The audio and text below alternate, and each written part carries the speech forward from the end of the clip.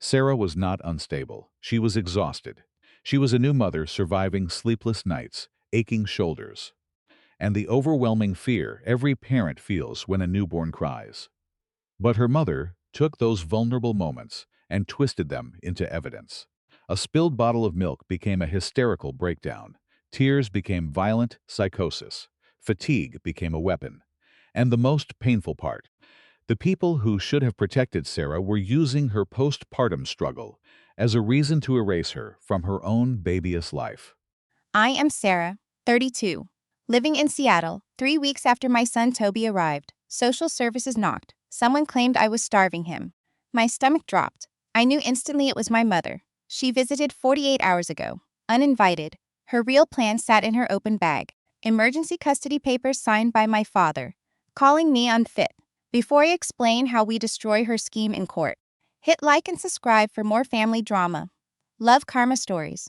Drop your city in the comments. Let us rewind. I was buried in newborn exhaustion, eyes burning, shoulders aching, and my husband, Mark, had just left to teach his morning class. I was alone when the doorbell rang. My mother, Diane, marched in with cleaning supplies. Her smile was thin and icy. She claimed she was saving me from my own mess. I followed her, holding Toby. She raided my pantry, tossing my expensive formula for generic brand. I stared at the waste. When I confronted her, she kept scrubbing, using that condescending tone she reserved for my career. She called my freelance graphic design income unstable. I was livid. Mark and I owned our home, yet she still flaunted her luxury car. I was too tired to fight, so I held my tongue. I did not realize she was baiting me. She wanted a meltdown for her case. She told me to rest while she mopped, walking past the dining room. I saw her huge tote bag wide open on the table. A thick folder stuck out. Dark, bold letters on the top made my breath hitch. It was one of those surreal moments that turns into nightmare. The doorbell rang, startling Toby. He patted his back until he settled. In the kitchen, Diane was humming, playing the devoted grandma, through the glass. I saw a pharmacy courier with her heart medication. I opened the door just a crack. I glanced back. The kitchen was quiet. I could have asked Diane to get it, but I was exhausted. Her bag sat there, zipper wide open. I told the courier to wait. I walked to the table, gauging the distance to the kitchen. Her bag smelled like heavy floral perfume. My fingers brushed past her makeup and touched the rough edge of that folder. Why did I pull it? Maybe the weight felt wrong, or maybe motherly instinct kicked in. I slid it out an inch. The bold text hit me like a wall. Petition for emergency guardianship. The words barely registered. They felt alien. Emergency custody. My hand shook. I pulled the stack out and laid it on the table, shielding it from view. I flipped the cover. It was a sworn affidavit to steal my child. My breath vanished as I read. It painted me as a violent danger, twisting my postpartum blues in severe manic episodes. It claimed I had violent psychosis. I scanned the cold, clinical lies. One entry said I had a hysterical breakdown last Tuesday. I remembered that J. I dropped a bottle of breast milk and cried from fatigue. Diane was there, patting my shoulder. She was not comforted me. She was document me. She turned my tears into proof of an unfit mother. But the bottom of the second page stopped my heart. It was a psychiatric evaluation from a doctor I had never met, complete with a blue notary seal. I am a professional illustrator. I spend 12 hours a day staring at pixels and fonts. My work demands obsessive visual scrutiny. I looked at that blue stamp. The ink did not bleed into paper. The edges were jagged, compression artifacts. I leaned in. The spacing between the letters in the notary name was wrong. The T and R overlapped. Real stamps are uniform. This was a digital fake. My ribs felt like they had been hit. My parents had not just hired a lawyer. They had forged a state notary seal to bypass a judge. They moved from a petty family feud to felony conspiracy. I flipped the page, my breath catching. I checked for other signatures. There was my mother's loop-filled handwriting. And right below it, on the co-petitioner line, was a second name, small, neat letters. A signature from every birthday card I ever got. My father, Bob. He even used his favorite blue gel pen. A box was checked. Birth mother unfit. My quiet father had signed it. The man who bought Toby his first bear 3 weeks ago, sobbing in the waiting room when Mark said we a healthy boy, had just signed papers to legal steal my son and lock me in a ward. He was not helpless. He was a conspirator. The betrayal tasted like copper in my mouth. It burned through my fear, leaving me sharp. I could not panic. If I screamed now, they would use it as proof of my instability. I pulled out my phone and killed the sound. I held it over the folder, focusing the camera on the forged seal. I snapped photos of the fake claims and my father's signature. The mop stopped. Silence hit hard. I had seconds. I shoved the papers back exactly as they were, tucked the folder into her bag, and felt my knuckles brush something hard at the bottom. A leather book with a brass clasp. I flipped it open, and the true, terrifying scale of their plan finally clicked. My fingers brushed a cold, smooth object beneath the silk lining. It was a thick, navy leather book. I pulled it out, the spine cracking as he unlatched it. I opened the cover and stopped breathing. A title box featured script that read Baby First Years. It was not my handwriting. The ink was a vivid plum. Those signature loops on the E belonged to my older sister, Claire. My stomach dropped. Claire had not spoken to me in months. She skipped my baby shower and ignored my texts. Yet, here was a memory book for my son, filled out in her ink. The first dated entry made my head spin. It was marked September 14th, 2 years from now. I read the words. My sweet Toby, today you turn 2. We celebrated in the garden with the string quartet you love. I blinked back tears. They were erasing me. Birth mother? Unstable. Poor. They were not just plotting a kidnapping. They were assassinating my identity. They want me gone before Toby could remember my face. My family's logic snapped into focus. Claire is 34 and has not held a job in years. She married a wealthy executive named Paul, and now her life is all country clubs and interior design. She has built an online following around her infertility struggles, posting tearful videos about the empty nursery. She treats kids like luxury accessory. Since she could not conceive, she decided to buy my child. My mother, Diane, was the courier. This made sickening sense. Mom worships money. She has always looked down on my freelance work and treats my husband Mark like a failure. She calls our home a starter house. To Diane, giving Toby to Claire was not a crime, it was a rescue mission. She thought she was saving my son from a middle-class life. By handing him over, she gets to be the hero, securing a wealthy heir while punishing the daughter who would not fit her materialistic mold. I kept turning the pages. Every entry was pure delusion. Claire wrote about private preschools and ski trips to Aspen, all while pitying me as a tragic, fragile figure. My hands went numb. I looked down at Toby. He was sleeping, his chest rising and falling. He had my nose and Mark's chin. He was a piece of my soul. The idea of Claire pretending she birthed him made me want to scream. They thought I was weak. They thought I would crumble.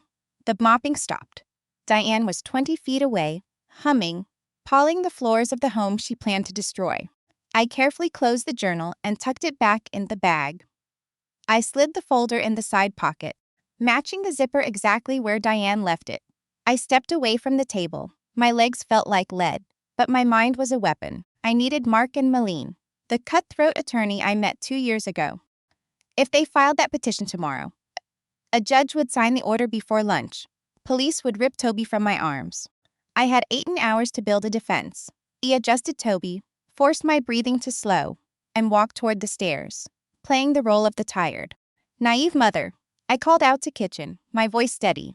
I told Mom I was heading up to rest. Diane's voice drifted back, dripping with fake sweetness. I walked up the stairs, my heart pounding, and ducked into the nursery. I locked the door behind me. That click was the loudest thing I had ever heard. I set Toby in his crib and pulled out my phone to call Mark. My phone buzzed. I stared at the nursery door. The real war had arrived. I needed to call my husband and lawyer silently. I pressed my back against the wood. The lock clicked, a sharp metallic snap. My sanctuary. Outside, a predator was scrubbing my kitchen. I clutched my son, Theo, tight. My hands shook. I tapped my husband, David. He taught high school history, a man of logic and quiet discipline. He never raised his voice. He was my anchor. The phone rang twice. David answered with his usual warmth. I did not say hello. I just let it out. Mark, I whispered, my voice brittle. They want to snatch Leo. My mom has forged legal papers in her bag. A crash followed, ceramic hitting tile. His favorite mug. Silence when he spoke. The mild teacher was gone. His voice was a low, guttural growl I had never heard. I am leaving now, he said. Lock the door, keep her away. The line went dead. He was already sprinting to his car. I had to move fast. A husband could not stop a fake court order. I pulled up my contacts for Sarah, a shark of an attorney who ate hosing counsel for lunch. I sent images of the fake psychiatric report and forged notary seal. He sent the custody petition with my father's fake signature. Sarah answered, sharp and ready. I cut her off. Check your email. I paced the nursery, Leo tight in my arms. The rug felt thin. I listened to Sarah clicking her mouse. Then, silence. The heavy kind that precede a storm. The silence of a pro spotting a fatal threat. Leela, she said, her voice clinical. Tell me your mother does not know you found these. I confirmed my mother, Janet, was mopping downstairs. Totally oblivious. Sarah exhaled. She explained the lethal mechanics of those files. Family courts move fast when a child is in danger. A judge could sign an emergency order before his coffee even cooled. The child goes first. The hearing happens later. Sarah warned me that my mother paid for a psychiatric affidavit legging me a psychotic threat. If she filed this by morning, a judge would sign an emergency order instantly. By noon, police would be at my door. They would take Leo. They would place me on a psych hold.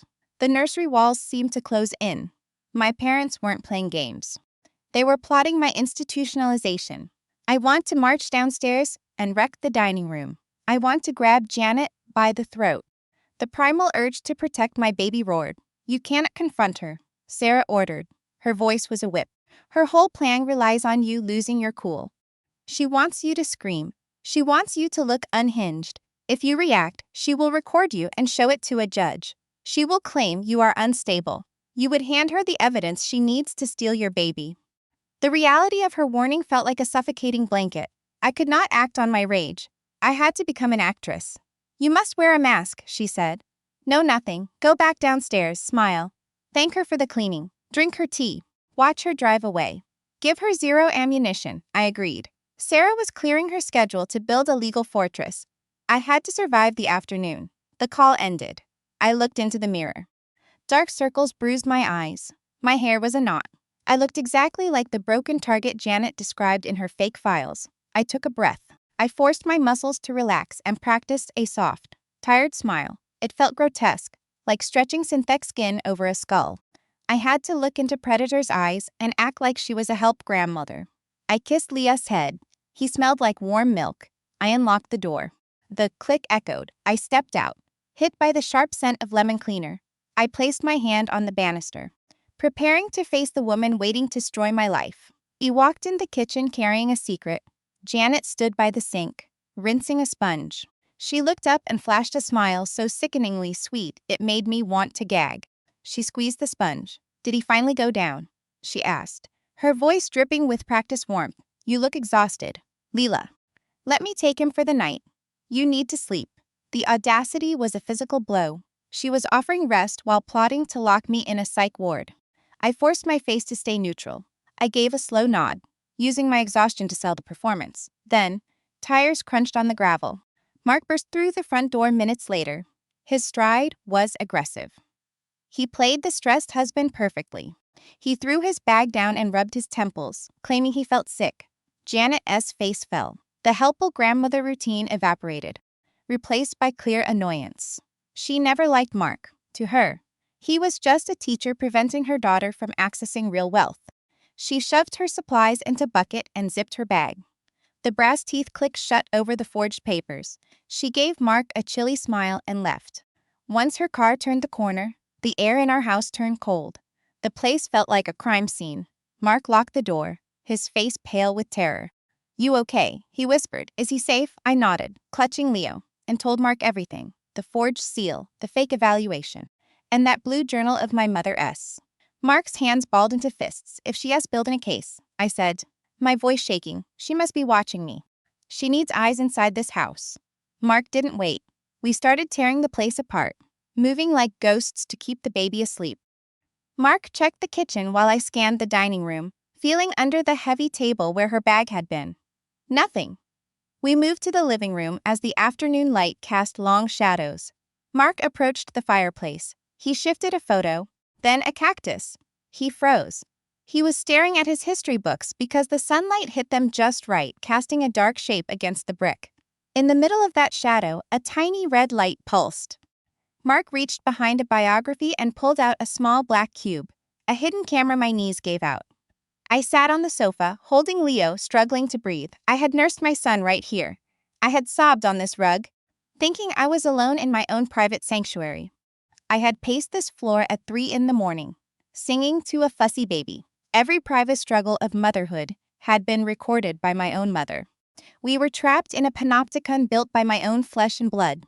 She turned my home into an observation deck, hunting for one moment of weakness to weaponize in court. Mark stood there, analyzing the plastic device with a cold, hard stare. He pressed his thumbnail in the side, and a tiny memory card popped out. "Let's see what she has been watching," he whispered.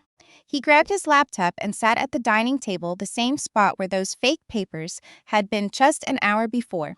He slid the card in the port. He sat beside him, holding Leo. As the screen flickered, a folder full of video files appeared. Each one was time-stamped. The first clip was from 3 days after we brought Leo home. She planted it on her very first visit. Mark clicked the oldest file. The footage was grainy but clear.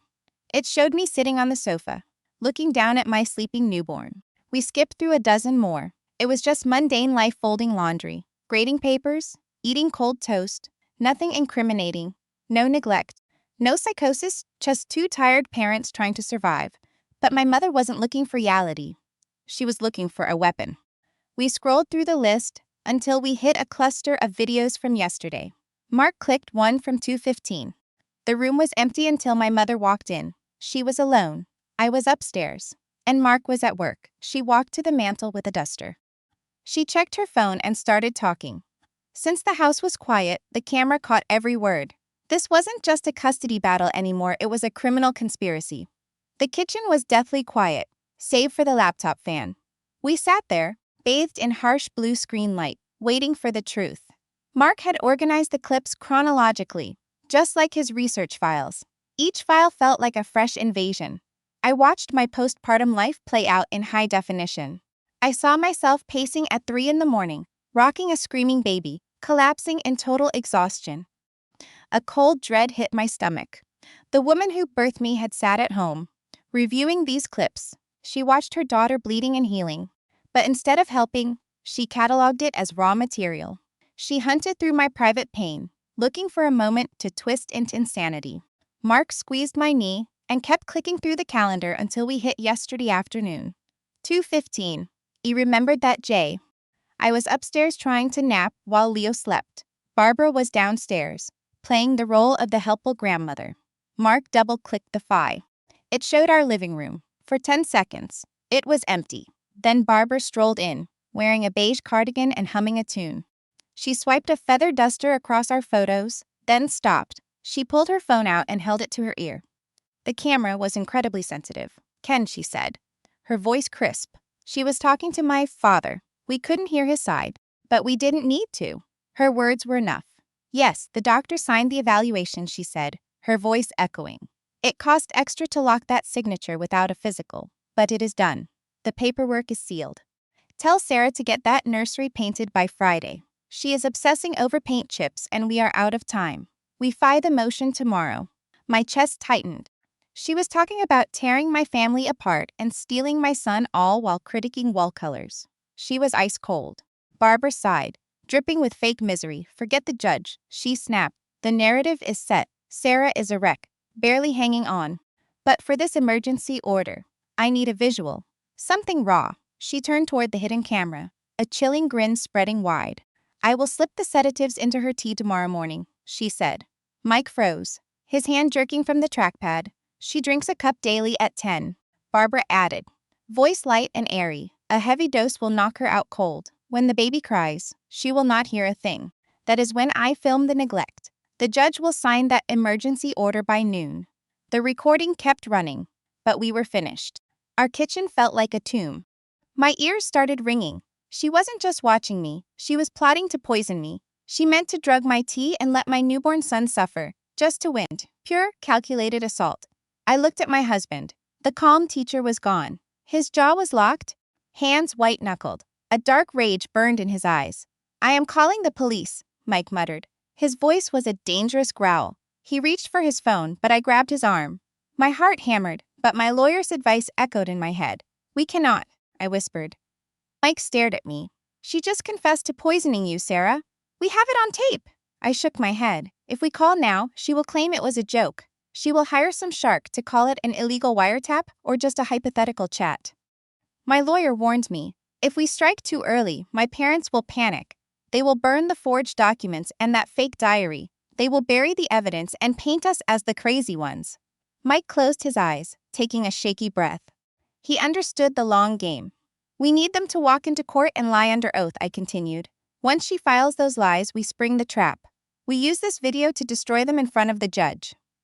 Mike nodded. His rage shifted into cold, tactical focus. He began duplicating the footage, creating encrypted backups on 3 separate drives. We had our weapon. Everything needed for a permanent order and a criminal case. But as the adrenaline faded, a new terror set in. Barbara intended to drug me that morning. She only failed because Mike came home sick, ruining her setup. She had packed her bag. Clearly fuming, her plan to film the neglect had failed. But a woman as ruthless as my mother would not quit. She had a deadline. She promised Olivia the baby would be hers by Friday. If the pills failed, she would move to Plan B. She needed a paper trail of danger before court opened tomorrow. I checked the microwave clock. 1:45. If she could not stage the evidence herself, she would make the state do it. Right on cue, the doorbell rang. Not a polite chime. A series of sharp, aggressive rings, followed by 3 heavy knocks. Mike and I shared a terrified look. The custody war had started. I stood, preparing to face the authority my mother had weaponized against me. The knocks rattled the floorboards. We just caught her planning to drug me. And now the state was at our door. I handed Leo to my husband, fixed my shirt, and opened the door. A woman stood there in a beige coat, holding a heavy clipboard. A silver badge hung around her neck. She said she was a Child Protective Services investigator. Her voice was flat and robotic. She told me they received an anonymous tip on their emergency line 30 minutes ago. The caller claimed I was hoarding weapons, suffering from postpartum psychosis, and starving my 3-week-old son. My mother, stopped by Mike coming home early, had pivoted to her backup plan. If she could not film the neglect herself, she would trick the government into doing it for her. I stepped aside, letting the investigator in. Panic hit me, but I remembered the plan. Any sign of anger or tears would be marked on that clipboard as instability. I had to be the calmest person on earth. I offered a tired, polite smile. I led her to the kitchen and offered coffee. She refused, eyes scanning the room, hunting for the chaos the tip promised. She found only peace. The kitchen smelled of lemon cleaner ironically. The same brand my mother tried to use to frame me. I showed her the fridge. I opened the doors, revealing shelves full of fresh food, prep meals, and organized rows of labeled breast milk. She scribbled a note. I led her upstairs to the nursery. The afternoon sun washed the yellow room in a peaceful glow. The felt stars hung motionless over the crib. Then I showed her Leo. He was awake, resting on Mike's shoulder. Leo cooed, a soft, happy sound. He was the picture of a thriving, loved baby. The investigator's professional mask softened. She asked standard questions about our routine. I answered every question with steady precision. No mention of my deadline or Mark's job, just the baby checkups and feeding schedule. When we finished, the investigator went to leave, but Mark wouldn't let it slide. He cleared his throat. He asked if she dealt with retaliatory calls from angry relatives often. She froze, pen hovering. Her face tightened into forced calm. She muttered that false reports were hard to prove. Mark stayed quiet, angling his laptop toward her. We weren't showing the hidden camera footage yet. We needed that for the judge. Instead, Mark pulled up high, res photos I took of the fake custody filing. He zoomed in on the fake seal, picking apart the pixel clones and the wrong font. He pointed to my father's signature on the document, calling me unfit. Then he clicked to photos of my sister's journal, with entries dated 2 years ahead describing my fake breakdown. Mark explained the motive. He detailed my sister's wealth, her infertility, and my mother's obsession with status. The investigator's posture slumped, her professional mask cracked, revealing deep, genuine exhaustion. She let out a long, ragged sigh, the sound of someone reeling. They were a pawn in a family war. They use us as weapons, she whispered, losing her official tone. People use this agency to settle grudges, and it steals help from children in real danger. She promised to close the file as malicious and unsubstantiated. Your son is safe here, she said, standing up. I walked her out and deadbolted the door. We survived the inspection. But the violation left me feeling hollow. My mother sent the government to tear my life apart. The adrenaline faded. My knees shook. Mark pulled me into his arms. But the silence in the house felt heavy. We survived the day, but this war was costing me everything. The sun sank, turning the sky a bruised purple. I went to close the curtains. My hand touched the fabric just as a silver sedan turned onto our street. It slowed at our mailbox. A man stepped out. He didn't move with my mother's arrogant stride. His steps were heavy and weak. It was my father, Ken. The man who signed the paper saying I was dangerous. He was the silent partner in the plot to steal my child. And he was here alone. I let the curtain drop and braced for the knock. Ken wasn't an imposing guy. For 30 years, he had been a quiet satellite orbiting my mother, mastering the art of keeping his head down. Growing up, Ken was the family shock absorber.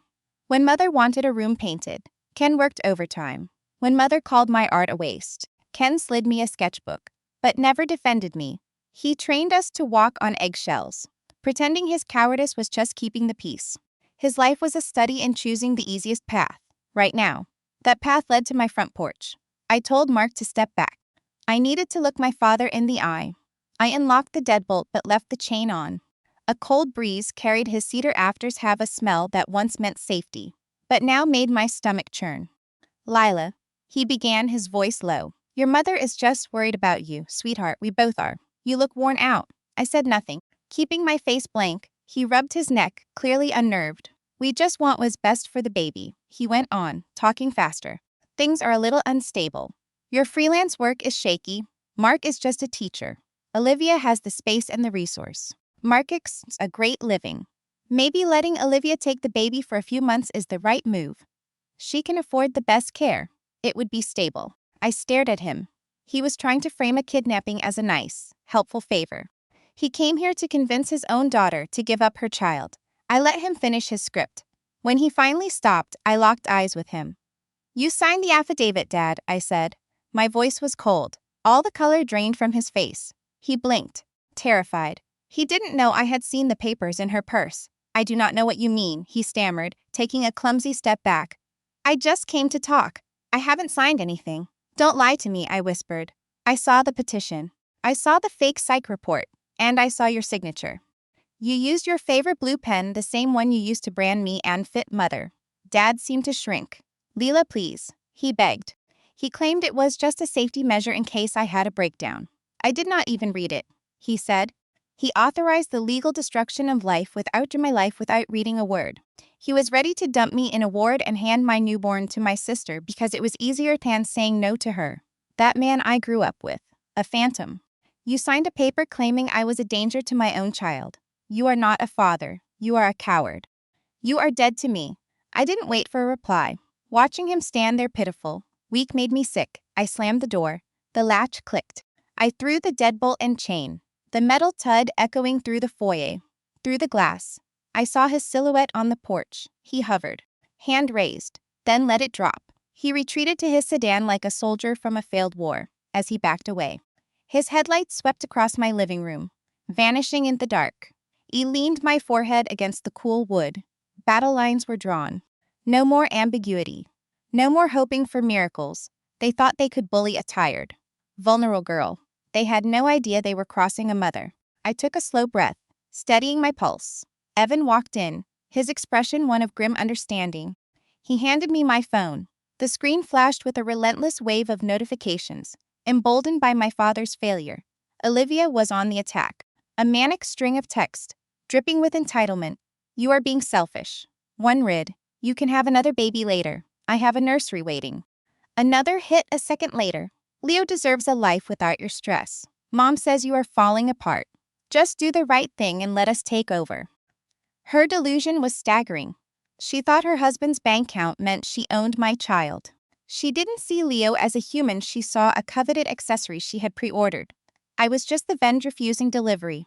If you make this hard, Mom is filing papers tomorrow, she warned. The mask was off. The quiet phase of their conspiracy was over. The war had begun. My phone buzzed on the granite counter. I stood in the hall, the screen lighting up the room. Olivia had launched her assault. Since my father failed. My sister Claire decided diplomacy was a waste. She sent message after message, each one a beacon of her entitlement. I picked up the device. Walls of text filled the screen. You're being selfish, Ela.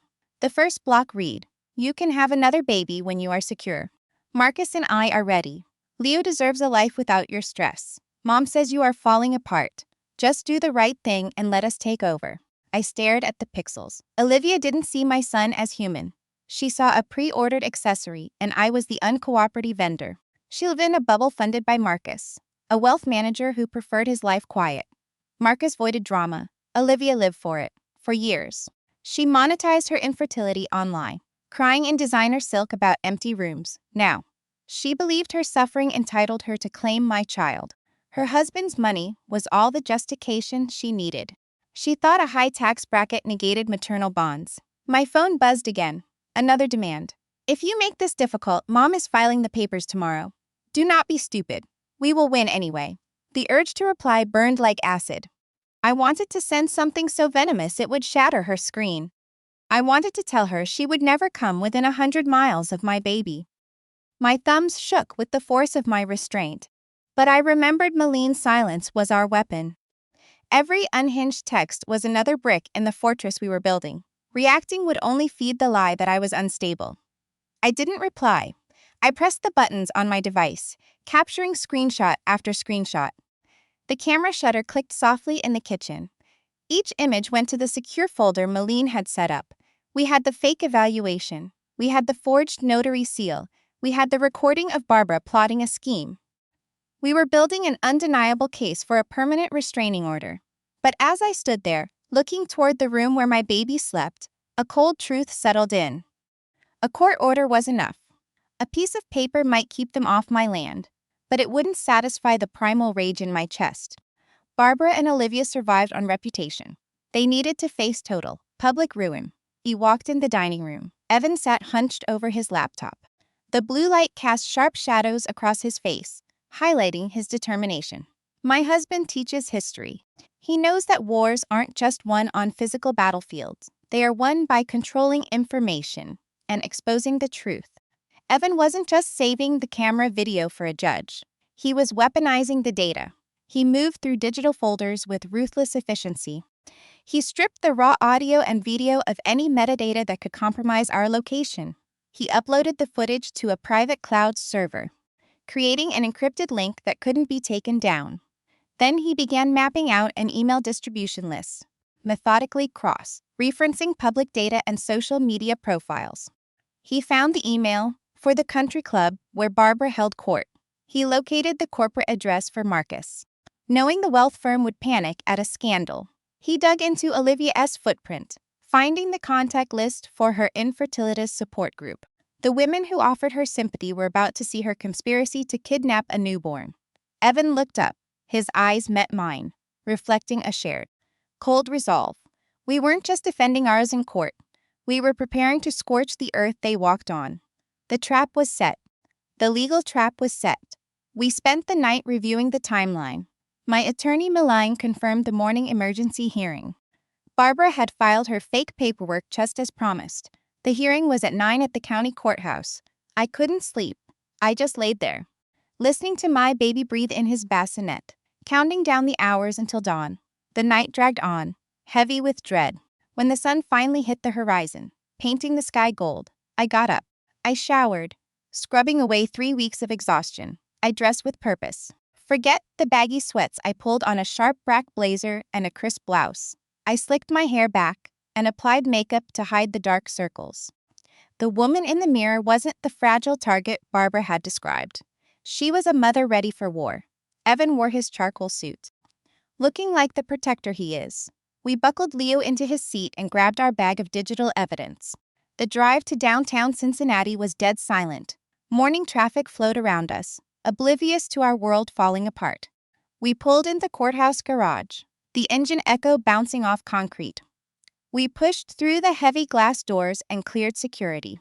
The place smelled like cheap coffee and floor wax. We found our courtroom through the maze of halls. Meline was waiting by the heavy doors with a folder. She wore a gray suit and the focused intensity of a shark. She nodded at Evan's briefcase. Everything was ready. The mass email was primed in his outbox, one click and it was over. The door swung open. The bailiff signaled us in. The air conditioning hit like ice. I braced myself. The judge would be taking the bench any second. I glanced across the aisle, waiting for my mother to start her lies. What kind of script had she bought to justify stealing my son? Inside, the courthouse was a meat locker. We walked in the courtroom, greeted by that same wall of frigid air. It smelled like lemon wax and old paper. A sterile place where families go to break. My heels clicked on the marble. Evan walked beside me, his jaw locked tight, clutching the briefcase with our evidence inside. We found our table and sat down. Malene was already there, calm and lethal. She motioned for us to take our seats. I folded my hands to hide the shaking. Evan kept the briefcase between his feet, his grip never loosening. I forced myself to look across the room. My mother, Barbara, sat 10 feet away, though it felt like a canyon. She had curated her look perfectly for the judge. No expensive blazers today.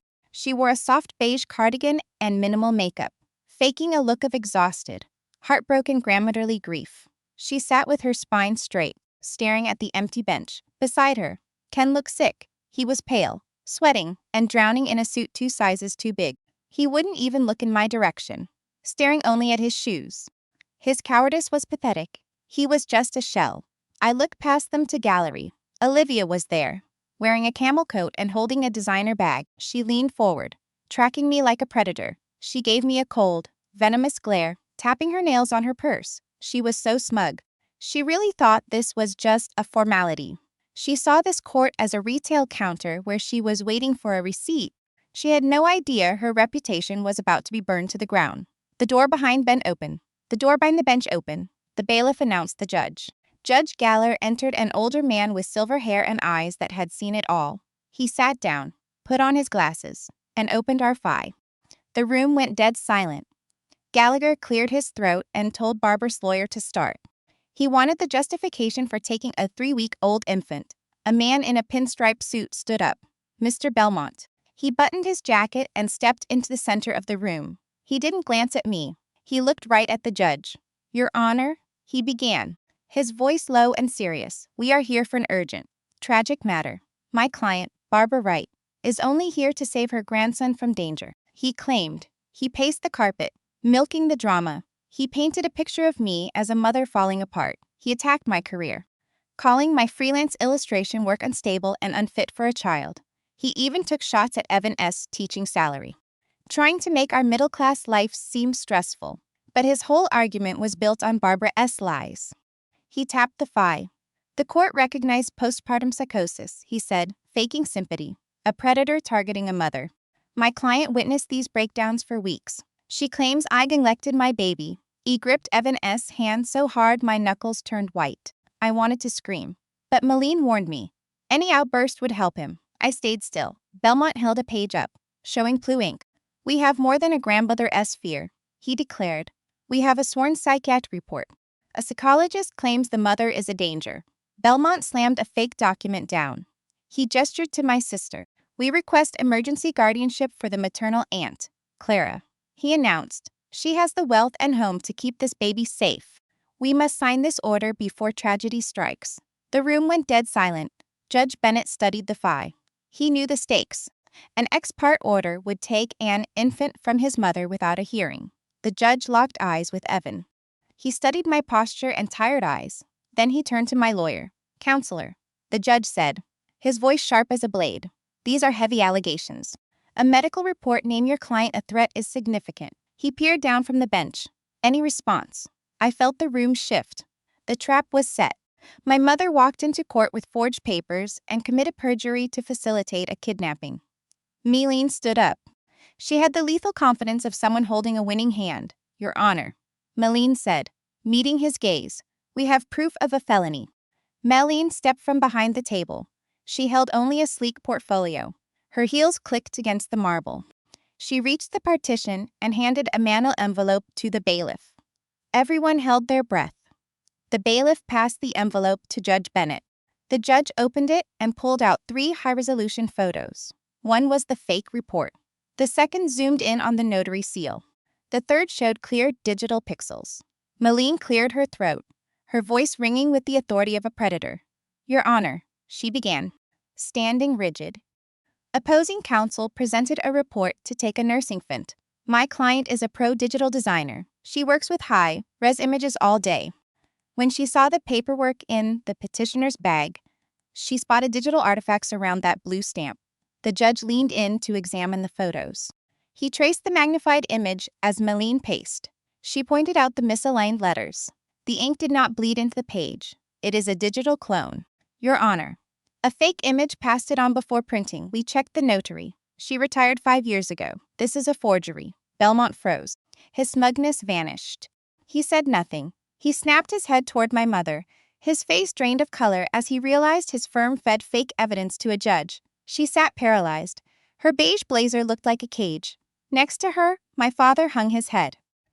Belmont tried to scramble, muttering about clerical errors. He raised his hands, seeking doubt. Malene cut him off. She pulled out a plastic bag with a small black cube Evan found behind our books. Furthermore, Your Honor, Malene said, we have proof of illegal surveillance. This camera was found yesterday, right where I nursed my son. The judge stared at the cube. The room turned freezing. The judge's mask cracked. Place hate by rage. Judges perjury. But they despise privacy violations. His eyes narrowed. He looked past my mother to her lawyer. Did your client plant recording devices in the home? The judge asked. Belmont stepped away from her, sensing the blast. Your Honor, I have no knowledge of this. I need a moment to consult my client, he whispered frantically, trying to keep her seated. He knew the danger of an open microphone, but she believed her status granted her immunity. Shoving her chair back, she stood up. The screech cut through the tension.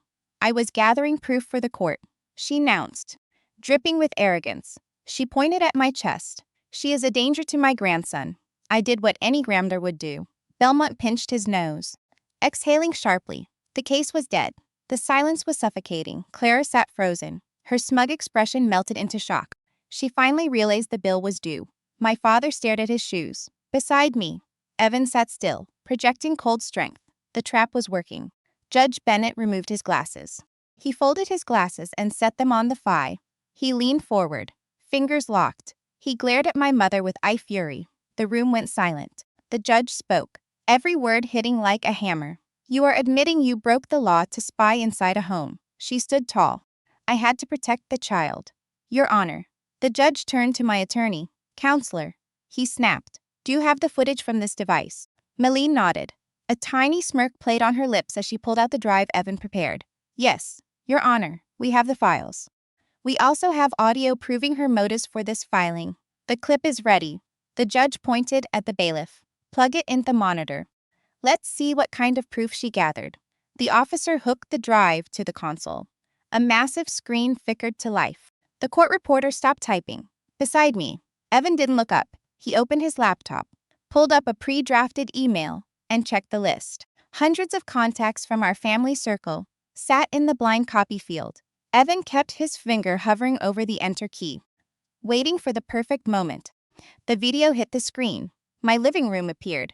Then, my mother walked in frame with a duster, playing the doting grandmother. In the back, Clara leaned forward, confused. She had no idea her mother had been filming in secret, planning to spring this fake evidence. As the plot unfolded, my mother pulled out her phone. The audio was clear, echoing off the wood. My father slumped, hearing his name. Yes, the doctor signed it. The recording said, it cost extra since there was no exam, but it is done. Make sure Clara has that nursery painted by Friday. A murmur rippled through the gallery. People there for traffic tickets watched a felony unfold. Her talk of bribery hung in the air. On screen, she turned to the lens, smiling.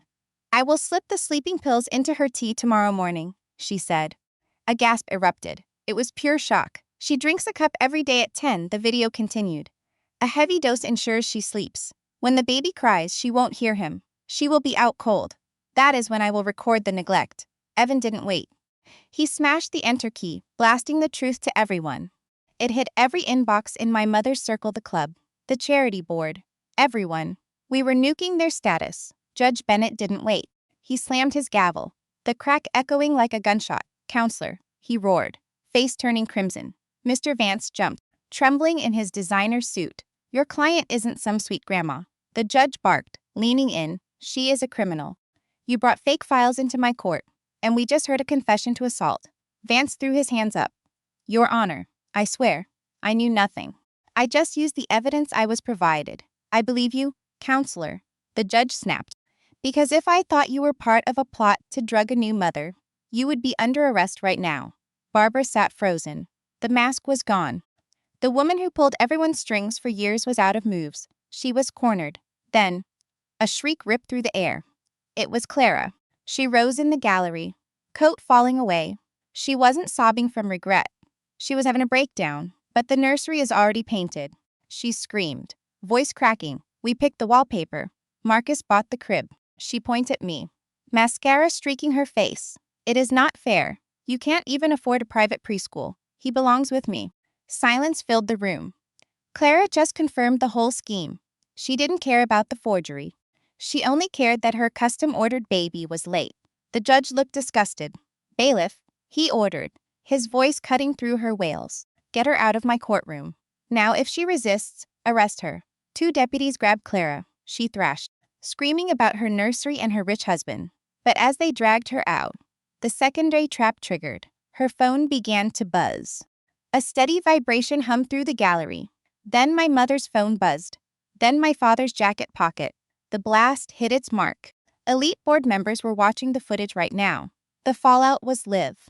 My mother stared at her phone, face turning ghost. White. She wasn't just losing custody. She was losing her entire world. The trap clicked shut perfectly. Guards shoved Clara through the doors. Her cries muffled. A rhythmic humming rose from the defense table. My mother glared at her luxury bag as the device inside rang. Then, a chorus of alerts chimed as the evidence hit every phone in the room. Evan sat beside me, the silent architect of their ruin.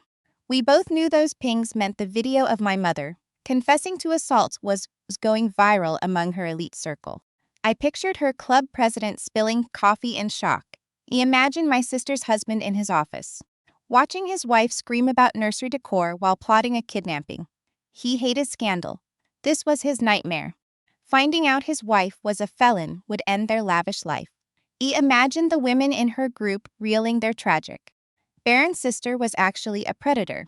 My family watched their status evaporate. Judge Bennett ignored the phones, locking his gaze on the panicked lawyer. Vance looked ready to collapse. The judge pressed his fingers together, casting a shadow. This court has seen dark things, Miller began, voice icy. But the sheer audacity here is the worst abuse I have ever seen. You weaponized the law to steal a child. You forged records. You plotted to drug a mother. He grabbed the petition and slashed a thick black line across the cover, a mark of total disgust. I am denying this with prejudice, the judge declared. That was the legal kill shot. Barbara could never file this again. But he wasn't done. He turned to Malene, my attorney, who stood with lethal grace. Counselor, Miller said, I am granting your request for a lifetime restraining order. The radius covers you, your husband, and your son. It applies to Barbara, Kenneth, and Olivia. They cannot come within 1,000 feet of your home, work, or the child's doctor. Any breach means immediate jail time. Dad slumped, burying his face in his hands. A ragged sob escaped him. The coward who spent 30 years dodging conflict finally hit a wall he could not bypass. He would never see his grandson grow up. He traded his daughter for his wife's approval, and it left him destitute. Barbara didn't cry. She stared at her bag like it held a snake. Her facade shattered. The beige cardigan suddenly looked like a prison uniform. The judge held up the silver flash drive, catching the light. This court cannot prosecute, Miller stated, voice a low rumble, however. I have a duty to report felonies. I am ordering these exhibits sent to the district attorney before lunch. Vance flinched, stuffing pens in his briefcase, desperate to escape the toxic fallout.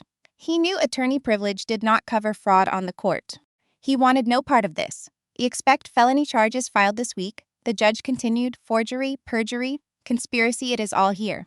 Get a criminal defense lawyer. Mrs. Wright, your time in family court is over, but your time in the penal system is just starting. I looked at Barbara. She met my gaze across the table. For the first time in decades, she didn't look at me with pity. She looked at me with raw, wide-eyed fear. She built her plan on a fatal error. She thought I was weak. She saw my freelance work and my exhaustion and assumed I was a target. She never understood that a mother protecting her child possesses a strength that defies logic. She hunted a rabbit and found a wolf. I held her gaze with finality. I felt no remorse. Evan placed a steady hand on my back to guide me away. We didn't look back as we pushed through the doors. We had won. We secured our family, but a new reality loomed. The gavel fell, but the consequences of our digital strike were just manifesting. What happens when a toxic empire collapses overnight? That was 2 years ago. The doors of courtroom 4 sealed the fate of those who tried to ruin me. The system usually moves at a crawl, but when greased by irrefutable digital evidence, it spins with relentless speed. The district attorney got the files that same day, by Friday. My mother was indicted. Her high-priced lawyers saw the evidence and told her to fold. Facing recordings of her plotting a chemical attack, Brenda pleaded guilty to conspiracy and fraud. She did 6 months in a state lockup. The woman who obsessed over zip codes spent half a year on a thin mattress, eating off a metal tray. Today, Brenda is on strict probation. Her passport is gone and her life is monitored. She attends weekly check-ins, enduring the exact bureaucratic humiliation she once looked down on. The elite circle she prized exiled her the second Mark sent that email. The country club cut her membership. The wealthy friends who once attended her dinner parties now cross the street to avoid her. She is a ghost, haunting the ruins of the image she spent decades building. My father, Frank, voided prison by cooperating. The retirement funds he built for 30 years vanished into legal fees. His firm pushed into early retirement. Corporate wanted no ties to a high-profile forgery investigation. Frank now lives in a cramped apartment. The walls are thin, and he spends his days staring at a screen. He traded his only daughter and grandson to appease a tyrant. Now the tyrant is a felon, and he is entirely alone. But the most poetic downfall was my sister. The digital shockwave hit her curated world with lethal precision. David, her banker husband, opened that link. David spent his life mitigating risk. When he watched the video of his wife plotting a kidnapping, his reaction was cold. No comfort, just lawyers. David filed for divorce and froze their accounts before the weekend was over. He locked her out of their mansion and killed her platinum credit cards. Sarah tried to pivot, seeking refuge in an online mom group. She hoped to play the victim, but 50 women in her circle had received the same video. They watched her demand my child like a package delivery. Her support group turned into a relentless digital court. They exposed her, posting screenshots of her toxic texts. Her online empire crumbled, turning her from a tragic heroine into a universal pariah. Cut off from David and with her parents in debt, Sarah faced a reality she had avoided for 34 years. She had to work. The golden child was forced to find a job with no skills and a viral scandal to her name. Today, my sister works a shift at a big box store. She wears a stiff uniform and a cheap name tag. She clocks 8 hours under bright fluorescent lights, folding shirts in a kid's clothing store. The cruel irony. She helps new moms all day, living the life she once looked down on. She heads home to a cramped apartment, feet aching and ego bruised, counting pennies for groceries. My family built a mountain of lies to steal my son and ruin me. They wanted to paint me as unstable. Instead, they just nuked their own future. Their arrogance burned their kingdom down. Now they are isolated, trapped by their own bitterness. They have zero power. They don't know where I live. They don't have my number. That restraining order is an iron wall, keeping their rot away from my baby. The dust settled, leaving their wreckage behind in Denver as a monument to greed, while they sit in the mess they created. My husband and I found a brand new life. The legal fight finally ended. We walked away from the blast zone with the only thing that mattered. We sold the house and left the city of dark memories. With the villains defeated, a new question hit us. What does peace look like for a family that barely survived the first month of parenthood? Where shall I, Julian, and little Toby go now that the war is over? We didn't stay in Phoenix to watch my parents' social life crumble. We sold our place in a month, packed everything into moving truck, and drove north, putting hundreds of miles between us and those toxic people. We bought a quiet spot in rural Idaho. Our new home sits at the end of a long gravel lane, hidden by massive pines. Those trees are a natural fortress. A green wall keeping our sanctuary safe. No surprise guests here, no neighbors peering through the glass. The air smells like wet cedar and earth. It is a world away from the harsh cleaners my mother used to cover her tracks. Healing is not magic, it is just slow, steady work. For weeks, I woke up at night with my heart racing, waiting for a knock. I would check the mantle for hidden cameras. Trauma has an echo. But every day the sound gets quieter. The quiet woods wrapped around us, giving us real peace. Without my mother as constant judgment, my freelance graphic design business took off. It didn't just survive, it exploded. I signed deals with major publishers, creating art from a sunlit studio Julian built for me, overlooking the yard. I proved every word of that fake psychiatric report was a lie. I am not unstable. I am a mother who used the same sharp intuition that caught a forged document to save my child. Julian found his own path too. He took a teaching job at a nearby school. He traded that high-stress city grind for a classroom where he can simply teach history. He is done playing soldier in an endless shadow war. Now he comes home with chalk on his shirt and a genuine, easy smile. He was our anchor during the worst of it. Seeing him thrive here is a blessing. I am on the porch, feet pressed into warm wood. The breeze hums through the pines. My tea is finally safe, no poison, no hidden agendas across the yard. Sam is sprinting. He is not that tiny, drug infant anymore. He is a wild 2-year-old in grass. Stained jeans, his laugh rings out, bright and clear. He is chasing our new golden retriever, Buster. The dog barks, slowing down just enough so Sam can tackle him, burying his face in that soft fur. It is pure, messy joy. My son has no idea about the court dates or the forged papers. He doesn't know the names of the people who tried to steal him. He will grow up under open skies, love for who he is not as some pawn in a game. That twisted story my sister wrote in her journal. It never happened. We replaced her lies with our reality. The door slides open. Marcus steps out, placing his hands firmly on my shoulders. His touch grounds me. He kisses my temple, and we watch Sam wrestling in the sun. We built this from nothing, stripping away the toxic weight of the past. If you are stuck with people who demand you bow down to earn their love, listen. The idea that you owe your family endless forgiveness is just a lie. It is a myth designed to keep victims silent and everyone else comfortable. Biology is not destiny. DNA does not give anyone a free pass to wreck your life or hijack your kids. I spent years confusing guilt with love, thinking I had to tolerate my parents just to keep the peace. I was dead wrong. Setting boundaries is not selfish, it is necessary. Stop lighting yours on fire just to keep them warm. Real family never demands you trade yourself. Respect for a seat at the table. Walking away is terrifying. The silence feels heavy at first, but the clarity you find, it is worth it. You will realize your chosen family is stronger than any bloodline. Honestly, sometimes you just have to stop being associated with monsters. Just step back, let them trip their own wires and watch. You do not need to start the fire, just refuse to be the fuel. You are enough.